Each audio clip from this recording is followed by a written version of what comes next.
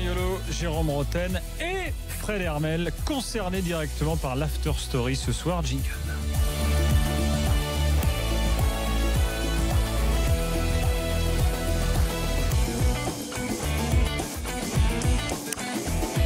Et retour de l'After Story ce soir avec une histoire incroyable, assez peu connue finalement, l'enlèvement au sens propre du terme, d'Alfredo Di Stefano, star du Real. Rappelez-vous, dans les années 60, méga star du football mondial. D'ailleurs, à l'époque, le Real gagnait toutes les Ligues des Champions et les Ballons d'Or qui en étaient à leur début, notamment. Alors, ce soir, donc, on vous raconte pas la tentative d'enlèvement de Daniel Riolo lundi dernier à Lyon par le groupe Penalty pour Lyon, bras armé de Jean-Michel Aulas, ni l'enlèvement de Jérôme Roten par la sauce des cultivateurs de melons, encore moins l'enlèvement de Fred Hermel par les proches de Kaka suite à des propos déplacés sur l'attaquant brésilien il y a quelques années. C'est pas passé ça. Non, en fait on est en août 63 et le Real est au Venezuela parce qu'à cette époque-là les clubs européens partaient faire des tournées lucratives qui rapportaient comme du blé. aujourd'hui. Et comme aujourd'hui. On a tout découvert aujourd'hui. Exactement, mais ça existait déjà à l'époque. Donc là ils sont au Venezuela pour un tournoi avec Porto et Sao Paulo. Et là évidemment le Real au Venezuela c'est un événement. Ils sont 5 fois vainqueurs de la Coupe des clubs champions. Di Stefano est Ballon d'Or 2 fois, 57 et 59. Et là à Caracas, tranquillement, 4 policiers se pointent à l'hôtel et interpellent Di Stefano dans sa chambre pour des soupçons de trafic de drogue. Donc Di Stefano bien obligé de les suivre. Et dans la voiture, les policiers lui annoncent qu'en fait non, ils sont pas du tout policiers, ils font partie du Front armé de libération nationale du Venezuela, organisation castriste paramilitaire. Donc Di Stefano est kidnappé. Il dit voilà, t'es notre otage. Il lui bande les yeux. Alors après il s'occupe plutôt bien de lui. Ils le font manger, boire. Enfin limite il s'excuse 1000 fois. Il l'oblige à faire un foot dans le jardin. Non, ça ils l'ont pas fait. A priori, bon, c'est quand même une organisation qui un mois plus tôt a tenté d'assassiner le président vénézuélien. Donc c'est quand même pas des blagueurs. Ouais. Donc Di Stefano raconte, j'ai paniqué, c'est un cauchemar, je savais pas où on allait, je savais pas si on allait me tuer ou pas. Donc finalement Di Stefano dit ils se sont bien comportés, ils m'ont donné des cigarettes, des cartes à jouer pour passer le temps. Et petit à petit, ils se rendent compte que les mecs sont plutôt pacifiques. Et puis finalement 2 jours sans nouvelles de l'icône du Real, on craint le pire. Et finalement il est relâché le 26 août sain et sauf près de l'ambassade d'Espagne. Donc voilà, finalement le patron 40 ans plus tard, en bagnole. 40 ans plus tard, le patron de l'organisation dit on voulait faire connaître nos revendications. Donc comme le Real était là, c'était l'occasion. Alors aujourd'hui, on en parle comme ça un peu de façon légère, mais à Madrid, on se souvient très bien de cette histoire, Fred. Ah bien entendu. Di Stefano, faut pas oublier, qui est décédé il y a 3-4 ans, qui était l'idole du Real. C'est lui qui a permis le Real, c'est lui qui a appris aux autres joueurs à jouer au football. C'était le Cristiano de l'époque, pour les plus jeunes. Plus fort. C'est-à-dire que Cristiano de l'époque. Mais c'est-à-dire que lui, en plus, par exemple, un jour, Paco Gento me racontait qu'il ne savait pas ce que c'était qu'un 1-2 en Espagne et que c'est Di Stefano qui avait expliqué aux Espagnols comment on faisait un 1-2. Il est argentin au départ. Il est argentin, tout à fait. Après, il est nationalisé espagnol, il joue avec l'Espagne en sélection. Voilà, c'était un joueur extraordinaire, c'était l'icône. Et c'est vrai que... Alors, si je peux raconter une petite anecdote par rapport à Di Stefano qui est magnifique, c'est-à-dire que Di Stefano était vraiment la star. Et Bernabéu, l'Espagne, faut pas oublier que l'Espagne était un pays très pauvre. L'Espagne est en dictature, c'était pauvre. Et les joueurs de foot gagnaient beaucoup d'argent, déjà à l'époque, par rapport à l'Espagnol moyen. Et Di Stefano, avec son argent, s'était acheté une grosse voiture américaine. Et Bernabéu, le mythique président du Real, Santiago Bernabéu, un jour voit ça et lui dit: écoute Alfredo, c'est pas possible, l'Espagne est un pays pauvre, surtout il faut pas que tu roules dans les rues de Madrid avec ta Cadillac, donc tu vas t'acheter une petite voiture, une petite Seat comme tout le monde pour Madrid, et quand tu peux sortir de Madrid, tu pourras utiliser ta Cadillac. Ça existait déjà les Seat à l'époque? Seat c'est la grande marque espagnole. Mais pas les Seat Ibiza, tout ça si? Mais c'était la société espagnole d'automotion, Seat, Sociedad Española de Automoción. Non, des automobilistes de tourisme, de voitures de tourisme. Donc voilà, c'était. Et donc il faut. Je pense que pour les jeunes. Vous savez que Fred roule en Seat, la fameuse Seat Benzema. C'est un modèle unique. Ouais, c'est tuné en fait. Je suis dans le Pas-de-Calais pour le faire tuner à Lens. Les ch'tis, ils tunent leur voiture, c'est normal. Oui, bien sûr. Attends, il a un petit chien derrière, tu sais, qui fait gling. Voilà. Non, mais Di Stefano, avec le maillot neuf du Real Madrid. C'est bien qu'on parle de Di Stefano parce que les jeunes générations se rendent pas compte de ce qu'il a représenté dans le football, quoi. C'était hallucinant quand même. Voilà l'histoire. C'est comme si aujourd'hui un de nos grands joueurs, Neymar, Messi ou Cristiano, était tout à coup kidnappé par un groupe contre-révolutionnaire vénézuélien. Et Mélenchon soutiendrait l'initiative. Tu crois?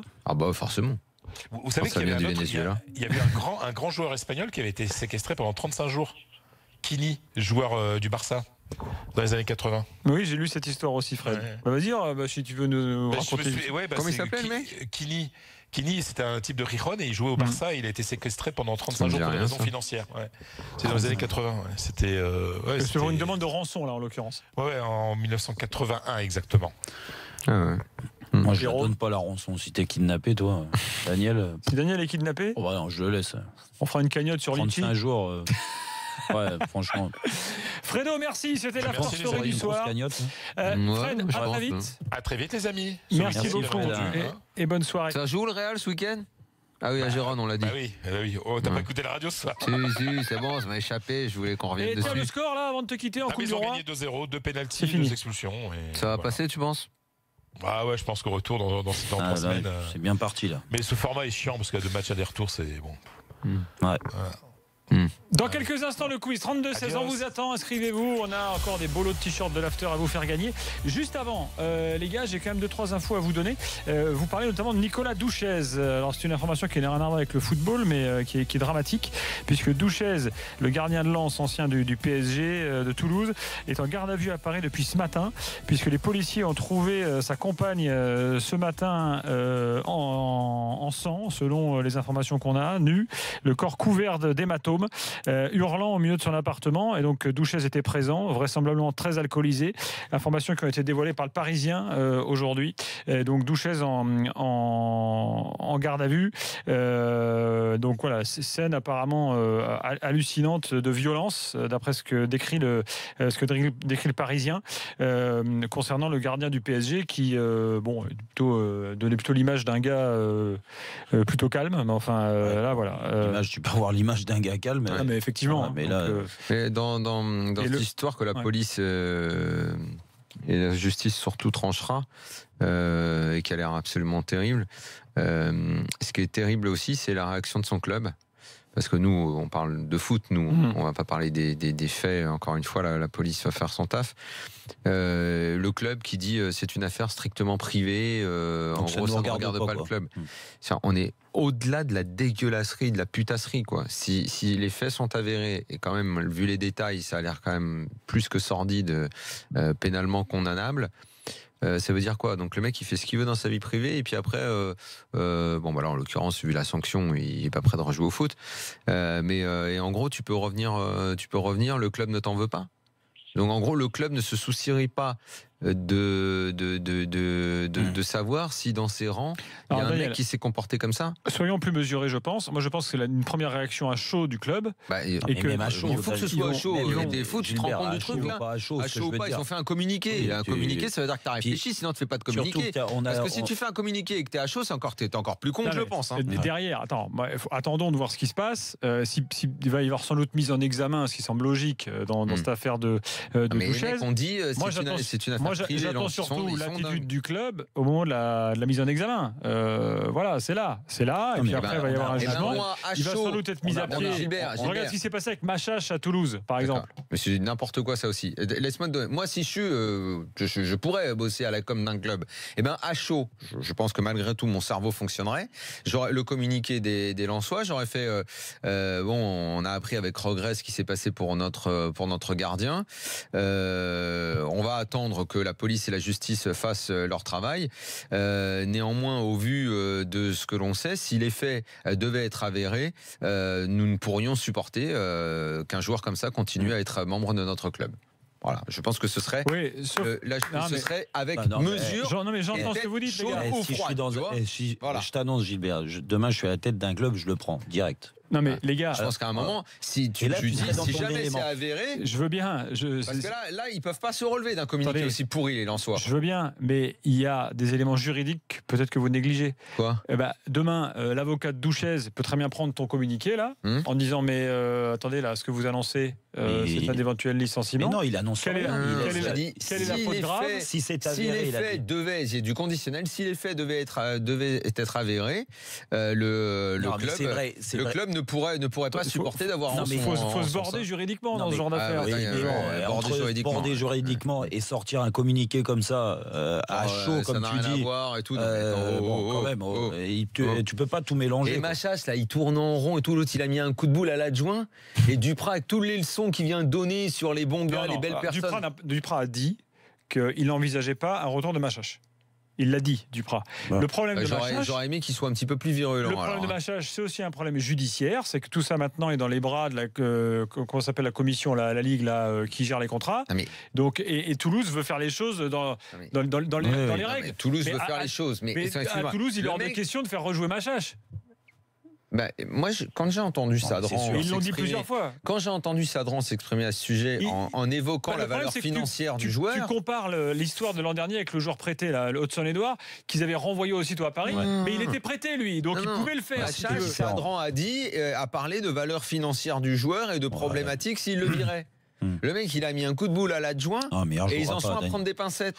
Moi, je connais c'est mise à pied immédiate. On a juste Sadran, il ne veulent plus lui, mais ils veulent juridiquement faire les choses de façon carrée. Exactement. Oui, ça d'accord. Ça, je suis d'accord. Ça, oui. Et puis alors, autre info avant le quiz quand même, parce que ça on l'a pas dit depuis le début de l'after, Falcao forfait contre Bordeaux, donc ça c'est important parce que ces derniers temps quand même, dès que Monaco gagnait, Falcao marquait, ça m'arrange pas du tout puisque c'est le titulaire de mon équipe, mon petit gazon, qui me permet d'être leader du championnat. Puis haut la main. Haut la main, avec que des victoires, contrairement à vous, messieurs. Quoique Jérôme se refait une petite sortie. Je m'en refais, écoute. Je crois que t'es 4e championnat, mon petit gazon. Alors moi j'ai arrêté, je vais vous le dire. Mais lui, en fait, parce qu'il perd, il arrête. Non, mais j'ai arrêté au deuxième match. J'ai rien compris. C'est d'une simplicité oui, j'ai rien compris. Excuse-moi, c'est bon. C'est pas une question d'intelligence. Ça a le droit de pas m'intéresser, excuse-moi. Non, ça t'intéresse pas parce que tu perds. Mais pas du tout. C'est une mauvaise foi. Bon, écoute, pense ce que tu veux. Mauvais joueur, mauvaise foi. Mais c'est pas grave. Là, ça me déçoit un petit peu. J'avais senti ça au tennis. Moi, je vais te dire, il y a un truc quand même qui m'a un peu gêné, c'est que tu aies raté ton mercato dans les grandes largeurs comme ça te ressemble pas. Ouais. Mais je sais pas. C'est un jeu. C'est un jeu. Non, mais il faut le faire jusqu'au bout parce que le problème, c'est que je me suis plongé à fond. Tu voulais absolument prendre ça là, ton pote. Je suis revenu à mes premiers amours, en l'occurrence FUT. Je construis mon équipe et tout, je suis un peu à fond avec ça. Voilà. Donc, mais bon, ça te prend pas beaucoup de temps quand même, l'autre. Dans quelques instants, le quiz, messieurs, dames, 32-16 pour participer avec nous. On vous attend, c'est l'after tout de suite.